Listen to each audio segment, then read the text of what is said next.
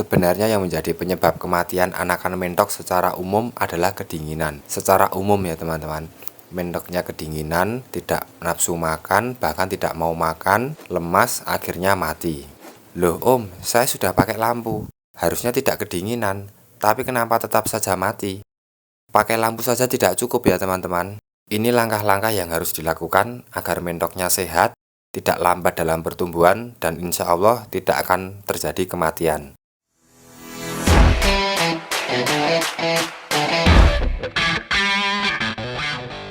Assalamualaikum semua, selamat datang di Kanubil Farm, channel yang gak suka basa-basi dan langsung intinya saja. Bagaimana cara merawat anakan mentok yang baru menetas agar sehat, tidak lambat dalam pertumbuhan, dan terhindar dari kematian? Langkah pertama yang harus dilakukan adalah pisahkan dari indukan. Jika penetasan anakan mentok dilakukan secara alami, maksudnya tidak menggunakan mesin tetas, maka segera pisahkan dengan indukan. Teman-teman bisa cek jika kondisi bulu anakan sudah kering, maka segera dipindahkan. Biasanya, untuk telur mentok bisa menetas semua membutuhkan waktu kurang lebih selama 3 hari. Jangan sampai teman-teman telat memisahkan sehingga anakan mentok dibawa turun oleh indukannya. Karena hal ini resikonya akan sangat besar. Misalnya anakan bisa terinjak-injak oleh mentok lain, atau bahkan bisa masuk ke kolam dan tidak bisa naik lagi, dan lain-lain. Jadi segera harus dipisahkan. Dalam hal ini sebenarnya kondisional ya teman-teman. Kalau saya pribadi, kadang kondisi anakan mentok bulunya masih basah, tetap saya pisah karena menghindari hal-hal yang tidak diinginkan.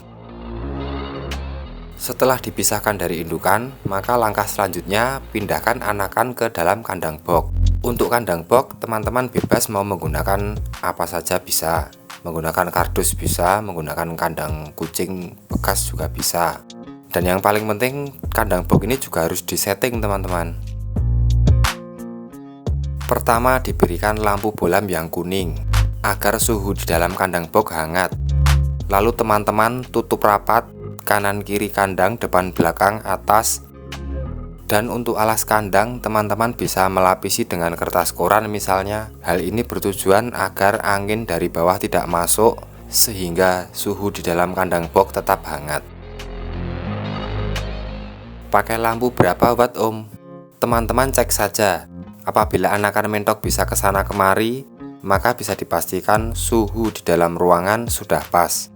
Namun apabila mentoknya itu bergerombol, berdesak-desakan di bawah lampu, bisa dipastikan suhu ruangan belum hangat. Jadi teman-teman bisa menambah lampu atau menambah wattnya. Menjaga kehangatan suhu di dalam kandang box ini sangat penting teman-teman.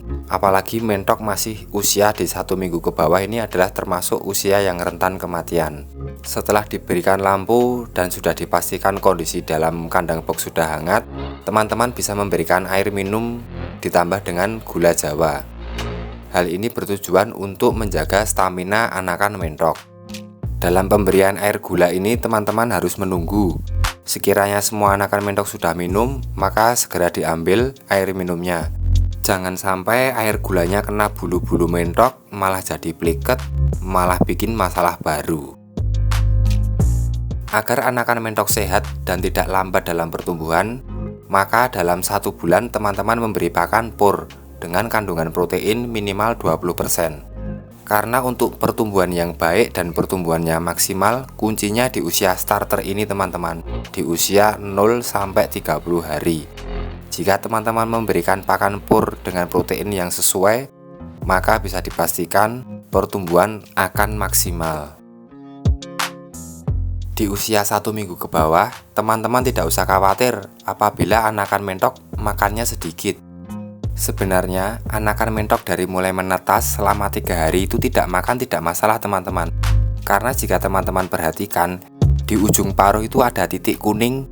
Itu adalah cadangan makanan dari kuning telur selama 3 hari. Teman-teman bisa cek sendiri. Jadi sangat wajar apabila di umur 1 minggu itu makannya sedikit. Karena di 3 hari awal itu, mentok masih punya cadangan makanan. Jika anakan mentok sudah usia 1 minggu ke atas, maka teman-teman sudah bisa membuka kanan kiri kandang. Awalnya kan kita tutup, itu sudah bisa mulai dibuka karena kondisi mentok sudah cukup kuat untuk menahan angin yang masuk. Untuk alas kandang sudah tidak perlu dilapisi kertas koran lagi.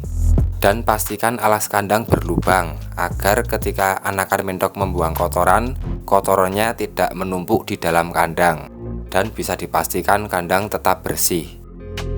Untuk air minum setiap hari harus diganti, walaupun airnya masih tetap harus diganti. Untuk pakan harus tetap tersedia di tempat pakan.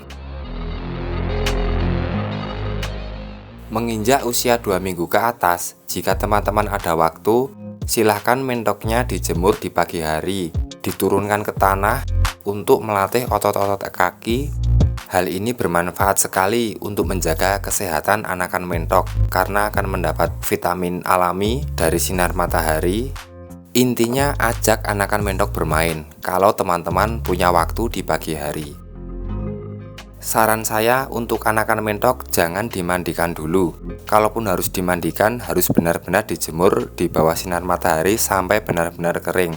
Setelah itu baru dimasukkan kembali ke dalam kandang box. Jika semua langkah sudah dilakukan, maka insya Allah tidak akan terjadi kematian kecuali takdir.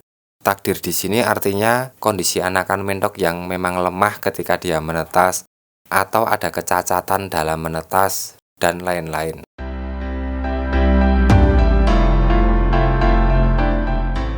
Untuk mengetahui pertumbuhan dan perawatan yang lebih lengkap, silahkan teman-teman tonton video saya yang ini, masuk di halaman YouTube saya di bagian playlist tentang perawatan mentok. Oke teman-teman, semoga bermanfaat, karena sebaik-baik manusia adalah yang bermanfaat buat orang lain. Jika teman-teman berkenaan dan tidak keberatan untuk subscribe, silahkan teman-teman subscribe channel saya. Jika teman-teman pemula, mari kita sama-sama belajar, karena saya juga pemula, karena selamanya juga harus belajar. Dan untuk para peternak senior seluruh Indonesia, salam hormat dari Kanubil Farm. Akhir kata, tanpa kesalahan, tanpa pelajaran, maka belajarlah dari kesalahan.